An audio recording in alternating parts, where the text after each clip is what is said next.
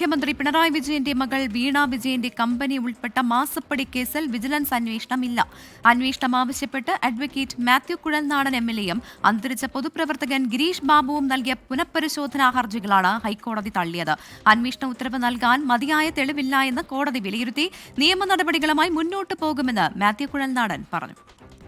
അഴിമതി നടന്നുവെന്ന് സംശയിക്കുന്ന സാഹചര്യങ്ങളാണ് കോടതിക്ക് മുമ്പിൽ ഇപ്പോൾ ഈ പെറ്റീഷനിൽ നിന്നും ഈ മെറ്റീരിയൽസിൽ നിന്നും കാണാൻ കഴിയുന്നത്. അതുകൊണ്ട് ഈ ഘട്ടത്തിൽ ഇടപെടുന്നില്ല എന്നാണ് പറഞ്ഞത്. മുഖ്യമന്ത്രിക്കെതിരെ ഉള്ള നിയമ പോരാട്ടമാണ് എന്ന് എനിക്ക് നന്നായിട്ടറിയാം.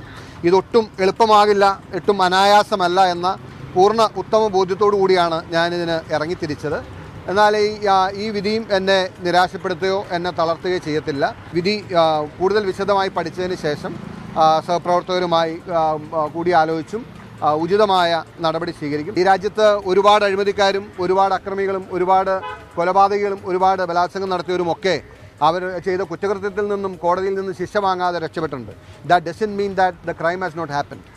എന്നതുകൊണ്ട് കോടതിയുടെ സാങ്കേതികത്വം പരിമിതിയൊക്കെ എനിക്കറിയാം. എന്നാലും ഞാൻ ഈ നിയമ പോരാട്ടത്തിൽ നിരാശനല്ല. I will move forward.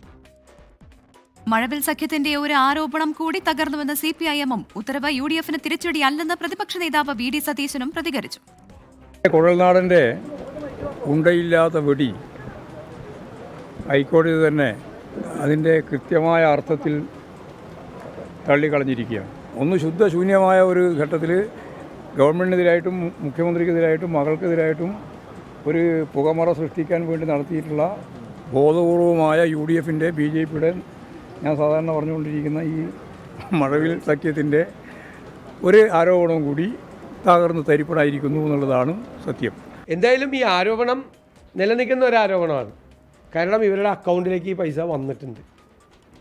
അവരുടെ മൊഴി അവർ വേറെ സർവീസൊന്നും ചെയ്തു കൊടുത്തിട്ടില്ല ഈ കമ്പനിക്ക് എന്നാണ്.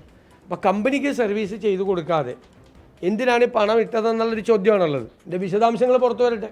എന്തായാലും ആ അക്കൗണ്ടിലേക്ക് പണം വന്നിട്ടുള്ളത് യാഥാർത്ഥ്യമാണ്. ഇത് നിയമപരമായ ലീഗലായിട്ടുള്ള പ്രശ്നമാണ്. വിജിലൻസ് കേസാണോ നിലനിൽക്കുന്നത്, അല്ലെങ്കിൽ മണി ലോണ്ടറിങ് ആക്റ്റാണോ PC ആക്റ്റാണോ നിലനിൽക്കുന്നത് എന്നുള്ളത് നിയമപരമായ പ്രശ്നമാണ്. അത് കോടതിയുടെ വിശദാംശങ്ങൾ വന്നാൽ മാത്രമേ നമുക്ക് പറയാൻ പറ്റൂ. CPIM നേതാവ് AK ബാലൻ മാധ്യമങ്ങളെ കാണുന്നു തത്സമയം.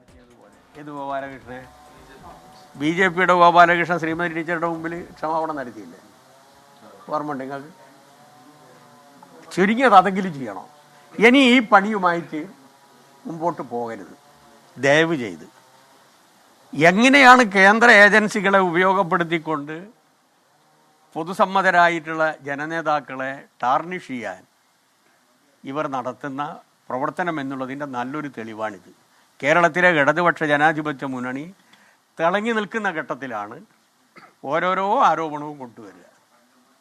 ഒന്നാം പിണറായി PK ശ്രീമതിക്കെതിരെ നടത്തിയത് ക്ഷമാപണമല്ല, ഖേദപ്രകടനം മാത്രമെന്നാണ് BJP നേതാവ് അഡ്വക്കേറ്റ് B ഗോപാലകൃഷ്ണൻ പറഞ്ഞത്. അതുമായി ബന്ധപ്പെട്ടുള്ള പ്രതികരണമാണ്. അത് മാത്രമല്ല, അതിനോട് ചേർന്ന് മാസപ്പടി കേസിലെ ഇപ്പോഴത്തെ ഈ കോടതിയുടെ ഇനി അന്വേഷണം ഇല്ല എന്ന് പറഞ്ഞതിൽ അപ്പോൾ മാത്യു കുഴൽനാടൻ ഇങ്ങനെ വീണ്ടും വീണ്ടും ഇത് കൊടുത്തുകൊണ്ടിരിക്കുന്നു, ഹർജി കൊടുത്തുകൊണ്ടിരിക്കുന്നു. ഇനിയെങ്കിലും ഈ കാര്യത്തിലൊരു ക്ഷമാപണം അതാണ് വേണ്ടത് എന്നാണ് അദ്ദേഹം അതുകൂടി ചേർത്ത് പറയുകയായിരുന്നു.